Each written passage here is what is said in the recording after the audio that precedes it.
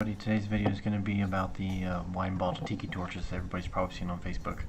I know that the video shows how to do them on Facebook in short detail. I'm going to go into a little bit of longer detail about how to do them. This video is set up to do 2 tiki torches at once. When you go to buy the wicks for the tiki torches, you may as well build 2 of them since you will have 2 wicks. So all you really need is 2 wine bottles or 2 champagne bottles. What I did to get the labels off, I went and burned them, which you'll see here in just a second, to scorch off the glue. It helps. Just going to have to take some time using a window scraper and some other materials to get all the glue and the labels off.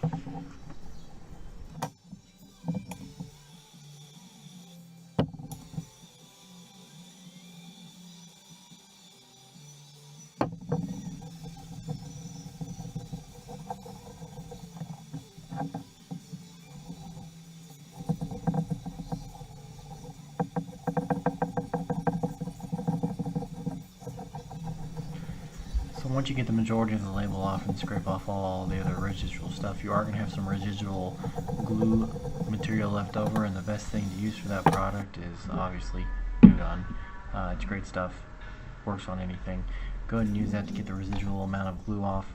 Once you do that, then you're ready for the next step. Obviously, you do the steps in repetition, so do the labels first and then the glue gun to get all the residual stuff off, and you can move on to the next step.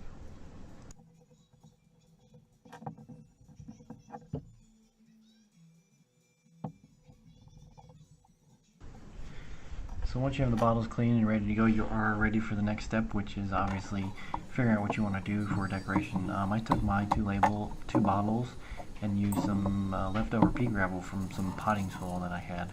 I tried using a funnel at first, and then it didn't work, and then I tried widening the opening of the funnel. That didn't really work either.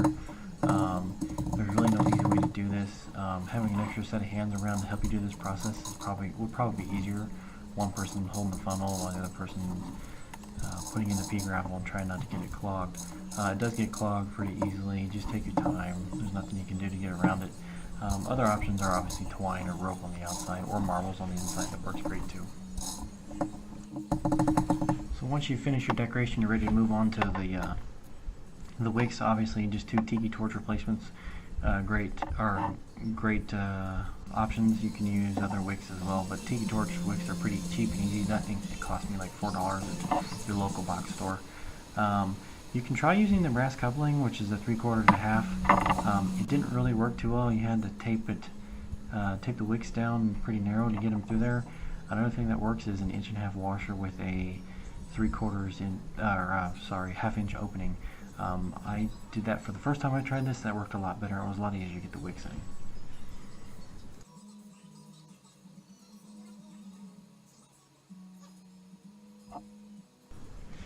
Like I said, a lot harder to use the brass couplings. It took me a good amount of time to get both those wicks through. I would stick with the washers. It's a lot easier, but you know, dealer's choice. Whatever one you think works the best for you, go with it.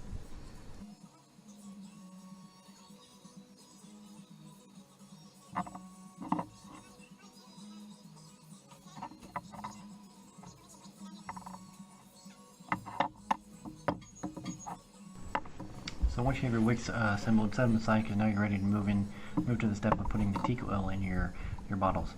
As you can see here, I didn't think ahead and I cut my funnel. So thankfully I had another one to use. Originally when I cut it to use for the pea gravel, I forgot about putting the tiki fuel into the bottles. Like I said, I had another one, so be careful when you do that. You can use any tiki oil you want. I personally like the one that has the off in it as well. It helps with the mosquitoes. Another thing to keep in mind when you are putting in this tiki oil, which you'll see here in a second, I pointed out, you want as least amount of bubbles as possible. It does take up space, and they do take a while for them to dissipate, so try to eliminate that by either holding the bottle sideways or slanted like you would with a beer.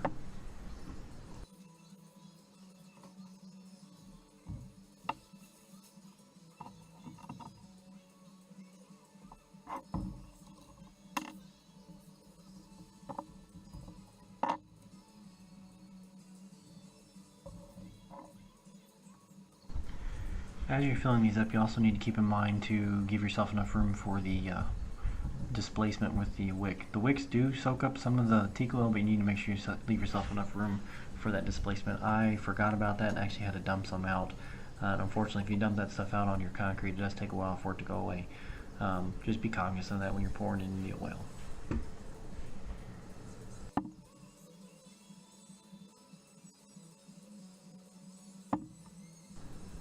Here you can see me trying to adjust the amount of teak oil with the wicks. I'm going outside my shop here and just pouring on the concrete. Just be careful. It's not a great place to dump that, but it was either the concrete or my plants. If I put it on the plants, I think my wife would have killed me. So concrete it was. Once you're finished with the teak oil and getting the wicks in, give the wicks a few minutes to actually soak up some of the oil. I got a little bit of a rush and try to get these things lit right away and actually charred them a little more than they should have. They are fiberglass wrapped, and I melted the fiberglass a lot faster than they should. It actually wasn't well enough soaked, and they were a little too charred. You do have to adjust the wicks with these brass fittings as well. They have to stick out a little farther than normal. With the washer ones, they stick out really short, and it's not an issue. Don't get in a rush when you try to light these things. Just give them a little time to soak in the tiki oil.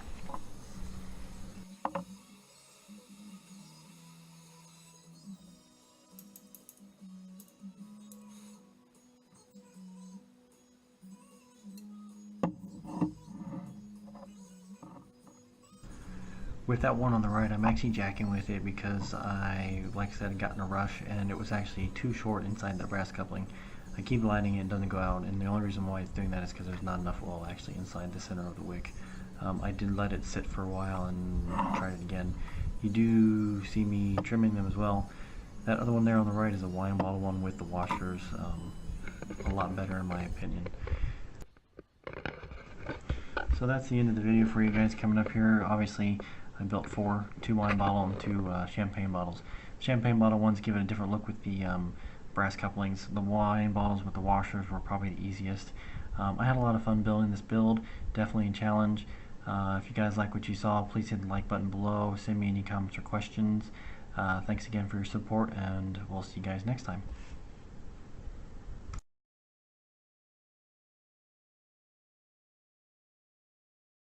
Today's video is going to be about the wine bottle tiki torches that everybody's probably seen on Facebook. I know that the video shows how to do them on Facebook in short detail. I'm going to go into a little bit of longer detail about how to do them. This video is set up to do 2 tiki torches at once. When you go to buy the wicks for the tiki torches, you may as well build 2 of them since you will have 2 wicks. So all you really need is 2 wine bottles or 2 champagne bottles.